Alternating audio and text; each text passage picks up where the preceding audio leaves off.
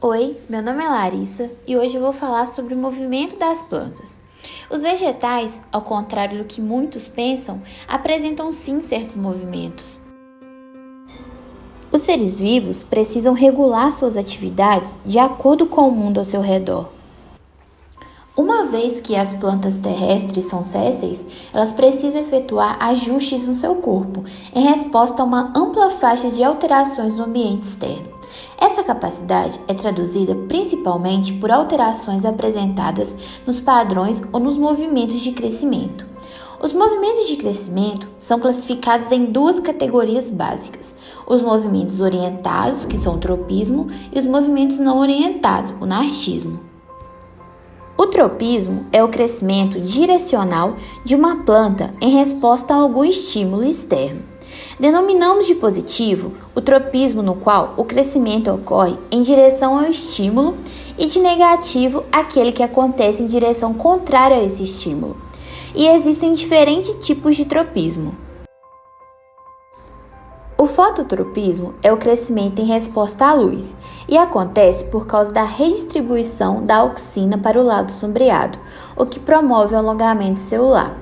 Já o gravitropismo é o crescimento induzido pela gravidade e geralmente observa-se o crescimento da raiz para baixo, que é o gravitropismo positivo, ao passo que o crescimento do sistema caulinear é para cima, que é o gravitropismo negativo. Nos dois casos, há exceções. Podemos definir o hidrotropismo como crescimento em resposta a um gradiente de umidade, e o tignotropismo, que é o crescimento em resposta ao contato com objeto sólido. Esse movimento é o responsável pelo enrolamento das gavinhas em um suporte, por exemplo. O heliotropismo, ou rastreamento solar, corresponde à movimentação de folhas e flores durante o dia, orientando-se perpendicular ou paralelamente aos raios solares. Existem alguns exemplos de plantas que apresentam esses movimentos, como o algodão, a soja e o mais conhecido, o girassol. Existem dois tipos de heliotropismo. No diheliotropismo, as folhas permanecem perpendiculares aos raios do sol durante todo o dia, aumentando assim suas taxas fotossintéticas. Já no paraheliotropismo, as plantas evitam a luz solar direta durante os períodos de seca, orientando suas lâminas foliares paralelamente aos raios de sol, reduzindo assim a temperatura das folhas e a perda de água por transpiração. Já o quimiotropismo é o crescimento orientado em resposta a determinados agentes químicos. O quimiotropismo é observado, por exemplo, em resposta à aplicação de adubos. Quando o solo é adubado apenas de um dos lados, verifica-se maior crescimento das raízes em direção ao lado onde foi colocado o fertilizante, mostrando que as raízes crescem na direção da maior concentração dos elementos essenciais, os sais minerais. Agora eu vou falar um pouco sobre o nastismo, que também é conhecido como movimento nástico, que ocorre em resposta a um estímulo. Entretanto, a sua direção independe da direção do estímulo. As principais respostas násticas por variação na turgência são o nictinastismo e o sismonastismo. O nictinastismo é o movimento de fechamento de folhas, folíolos ou dos ramos que apresentam ritmo circadiano regulado pela luz. As folhas ou ramos se movimentam para cima e para baixo em respostas aos ritmos diários de luz e de escuro.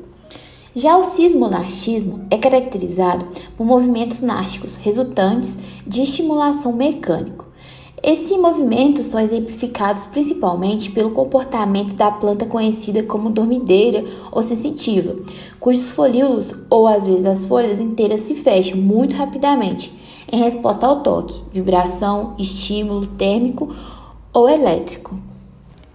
No fotonastismo, a luz é o agente estimulador do movimento. A abertura de flores em Vitória Régia segue esse mecanismo. As flores se abrem à noite e se fecham ao amanhecer, permanecendo assim durante o dia. Tal fato tem ligação com seu agente polinizador, o coleóptero. Já no termonastismo, é a temperatura que é o agente estimulador do movimento. Por exemplo, o que ocorre com as flores de tulipa, que se fecham quando a temperatura cai e se abrem em resposta ao aumento da temperatura. Esse comportamento aumenta a durabilidade da flor, atrasando a sua senescência. A hidronastia envolve um enrolamento de folhas visando reduzir a exposição da superfície foliar ao ar seco. É característico de algumas espécies de gramíneas. O enrolamento é decorrente da perda de turgor de células específicas, denominadas células buliformes. Uma prática para observar o movimento orientado é o balé das plantas.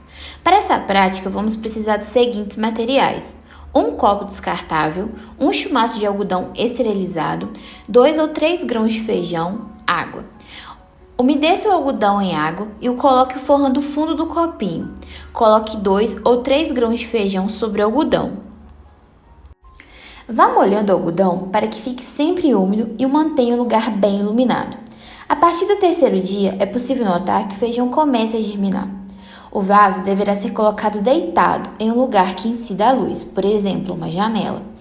Os fatores observados que orientaram os movimentos da planta foram o geotropismo, que é o movimento orientado pela força da gravidade, onde o caule respondeu com geotropismo negativo e a raiz com geotropismo positivo.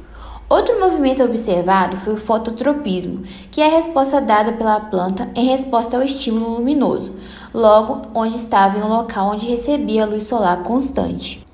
Agora eu vou mostrar um experimento para exemplificar o nastismo. Como funcionam as plantas dormideiras e quais os segredos por trás das espécies que reagem ao toque? Essa espécie, também chamada popularmente de dorme-maria, costuma encolher suas folhas ao sentirem algum tipo de contato. E desde muito jovem, logo na primeira folhinha que desenvolve, já apresenta a capacidade de se fechar ao toque com certa rapidez. Mas afinal, por que isso acontece? Ao ser tocada, a dormideira dispara vários sinais elétricos. Esses sinais induzem o mecanismo de fechamento das folhas. Porém, ao contrário dos animais, elas não têm músculo, e os que as fazem retraírem é o movimento da água dentro delas. Nessa planta ocorre a cismonastia, que é uma modalidade de nastismo que, como já foi falado, é a resposta não direcionais a estímulos exógenos, causado pela ação de um estímulo mecânico, como se observa na dormideira, cujas folhas se fecham imediatamente após um toque. Desta forma, a cada estímulo mecânico, toque, vento, chuva que a planta recebe, ela se fecha, pois algumas células especializadas, localizadas na base do pecíolo da folha, ou folíolo, pedem água rapidamente. Isto ocorre quando o potencial de ação gerado pelo toque atinge os pulvinos e causa rápida liberação de potássio e água no apoplasto. Assim, a perda de água pelas células motoras e, consequentemente, curvamento das folhas. As folhas permanecem fechadas por pouco tempo, depois se abrem novamente. Se você encostar o dedo em uma folha, o mais provável é que apenas aquela folha se feche. Porém, se você queimar a ponta de uma folha com um isqueiro, o mais provável é que a planta inteira imediatamente se feche todas as suas folhas, pois o fogo é um estímulo muito mais perigoso do que o toque. Esses movimentos vegetais, apesar de parecerem pouco importantes, são fundamentais para a sobrevivência de uma espécie. Eles configuram uma importante adaptação dos vegetais ao meio ambiente.